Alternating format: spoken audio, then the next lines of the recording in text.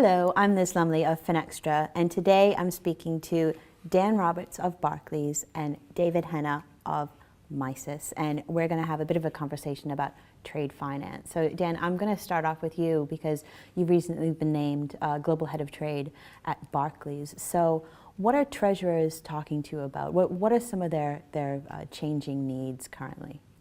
So if I look at the response of what treasurers have been saying to us really since the financial crisis, I think the first few years were very much characterised by the age-old mantra of safety first. So treasurers were very focused on things such as counterparty risk and making sure that their overall risk frameworks, the reliability of their funding sources were in place and resilient. What I've seen in the last year, I think, is the beginnings of what we hope is a return to confidence. So treasurers beginning to start asking us questions about new markets, new products. One of the themes certainly that we've seen is treasurers looking at ways that they can be part of multidisciplinary approaches across their businesses, particularly when it comes to supply chains. So really the expectations on them in terms of how they work with procurement and sales within their own organisations has very much changed, and we're certainly seeing them coming to us as banks, asking us to play a part in helping do that as well. On the risk side, one of the emerging themes that we're certainly very focused on, and it comes up time and again, and particularly over the last 6 months or so, has been the issue of cybercrime and businesses really becoming much more focused on the risks they're running and the relationship risks with banks in terms of how we're working together as an industry to support and protect our clients against the growing risk of cybercrime. So in many ways, the first few years were characterised more by the back to basics, if you like, of what treasurers at the heart do, which is manage risks. And what we've seen now is them beginning to ask us questions about how we can support them as businesses get back into growth mode and the shift back to more of a growth mentality as businesses. So David, Dan highlighted some of the business issues that treasurers are facing, but I mean, how can banks really use technology innovation to meet some of the needs of their customer base? Well, I'm now in my second incarnation at Misys. I've been away for around 9 years and came back last year, and I would say in some respects nothing has changed. The company name is still the same, Misys, but in other respects everything has changed, and changed largely because of the evolution of new technology. These days we're talking about web-based thin client. At the top end of the market, we're very much talking about global processing, the ability to run all of your global operations through a single application. But I think the drivers for investment in global processing have also changed, whereas the primary drivers historically have been largely to do with cost reduction, with operational efficiency, with standardization. I think now there is increasingly a focus on delivering the best possible quality service to the end user, and that means also accommodating local needs through a global application. So at Misys, for example, we have invested in a number of solutions around the concept of a model bank to make the implementation process much simpler, much easier, complemented by configuration management tools, data take-on tools. We've also introduced a concept called the software development kit that enables the bank potentially itself to tailor workflow processes to suit their individual needs, again to satisfy local market requirements. And then on the front-end side of things, the web portal, there is a demand now to deliver a portal that not only supports one business application, but supports multiple business applications across a unified portal. So trade, supply chain, cash, foreign exchange, lending. Plus, I would say a kind of nascent demand or nascent interest in mobile technology as well. I think 10 years ago, we wouldn't have dreamt of applying mobile technology to trade finance, but now there is an interest in people receiving notifications on mobile devices such as smartphones.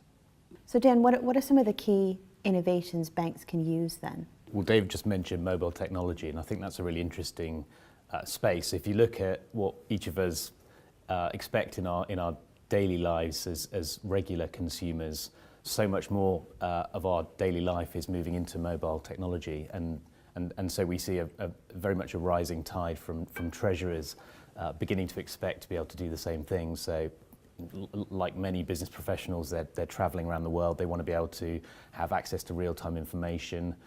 They want to be able to make approval decisions wherever they are, whether in an airport or a hotel, as much as in the office. So we're certainly seeing that as a growing area of focus. And I think if you look at, in some ways, the conflict that banks are wrestling with in terms of a much higher expectation around regulatory demand. So whether it's anti-money laundering and the processes that go with that, or whether it's an increasing expectation that we can manage our balance sheets in much more active ways than hitherto, particularly in trade finance. And all of those things require more processing than we used to do in the past. And at the same time, our clients are expecting us to do things more accurately, more quickly, with a greater level of information being provided to them. So for me, the criticality of what technology has to do at the core of that, of being able to deliver both the regulatory and the process enhancements that we need as firms, but equally an improved client experience at the end of the day. That for me is very much at the heart of what we're trying to do in our technology journey at Barclays in terms of investing in our trade finance technology and our trade finance business. So Dan, I'm going to stay with you because I wanted to have a deeper conversation about technology at banks. How do you balance between investing more in your proprietary systems or looking outside to third-party platforms? Well, it's a really interesting question around proprietary versus third-party. And I think where I'd start is, before answering actually that question, just take a step back. But businesses and banks are no different, need to make decisions about how technology fits within their broader circumstances and their broader strategic ambitions. And then you need to look at questions such as economies of scale and the extent to which you have the scale economies to be able to invest in very, very large proprietary systems. We're seeing the needs rise over time in terms of what the technology needs to be able to do, and therefore the amount of investment that any bank would have to be prepared to do if it was building its own proprietary system is very high indeed. And I think the other place I would suggest that banks need to look at, and certainly we try to do it at Barclays, is rather again than start with the technology, actually look at what are the sources of comparative advantage that we can derive as a broader business model, and to what extent does the technology piece play a role in that. And so for me, when I look at the rising costs of investment and what technology needs to provide in order to provide additional functionality to banks and therefore to clients over time, I think there's a small and a diminishing number of global banks that can afford to run proprietary systems, particularly when as the needs of things that I mentioned earlier about anti-money laundering, and that's changed the entire paradigm of correspondent banking as was.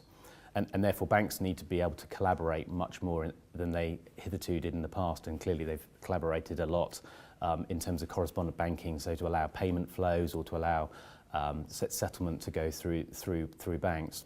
And all of that is requiring us to think about the interconnectivity from across banks and across platforms.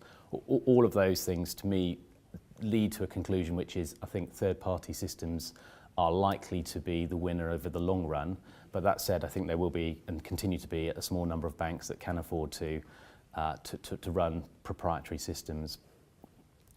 The challenge, if a bank selects to go with a third-party system, is clearly to make sure that it's running its business model in a way that allows the bank to try and derive comparative advantage from other parts, because it's not getting it in some respects from the system, other than to the extent that the third-party system itself is better than the market. So there's some really interesting new dynamics in this space that all of us have to confront, whether we're the third-party providers of those platforms or whether we're businesses making decisions about the extent to which we go with an external platform or we develop it in-house. So David, of course, I'm gonna hold off your opinion on the benefits of third-party platforms and see if I can start you off to round off our conversation talking a bit about the rise in open account trade. So where are some of the growth areas with this? Well, I think we tend to talk rather glibly about the so-called migration of trade onto open account. I don't think it's been so much a migration as a transition. Because actually, by my calculation, the volume and value of traditional trade continues to grow, albeit marginally. However, the vast majority of new business coming into the market is being conducted on open account. And then we have a bit of a debate about what do we mean by open account. And one of the services that I would put into that category, for example, is factoring. And factoring traditionally has been largely a domestic business, but in the last 10, 20 years, we've seen a steady increase in demand for international factoring.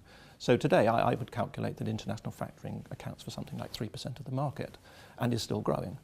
At the same time, there's been a certain amount of hype around so-called reverse factoring, which is a term I detest, but to call it by its perhaps proper name of approved payables finance, that again is seen to be a relatively interesting growth area.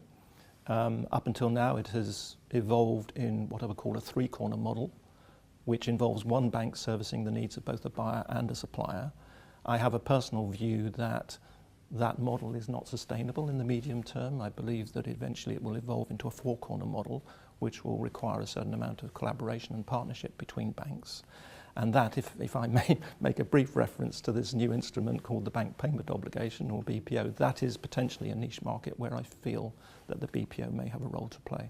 So Dan, obviously Barclays operates globally, but where will local differences drive the need for regional market expertise? David mentioned earlier on about the growth in global processing and particularly over the last 10 years a real drive to get consistent processing in place. And I think for me the challenge, or one of the big challenges, is the extent to which we can offer straight through processing and very, very consistent processing experience to our clients, but yet at the same time learn when to intercept into transactions which are by rights very, very important to the business in terms of making sure they're done correctly, and intercept and intervene, particularly with local knowledge, and provide local documentation advice or local jurisdictional knowledge. So it's a real balance between finding the right balance between having everything on a consistent core at the centre, but at the same time having the right level of local knowledge that can play. And certainly we've seen in areas such as supplier finance the criticality of having people on the ground, or people with local market and local language knowledge, local time zone knowledge even,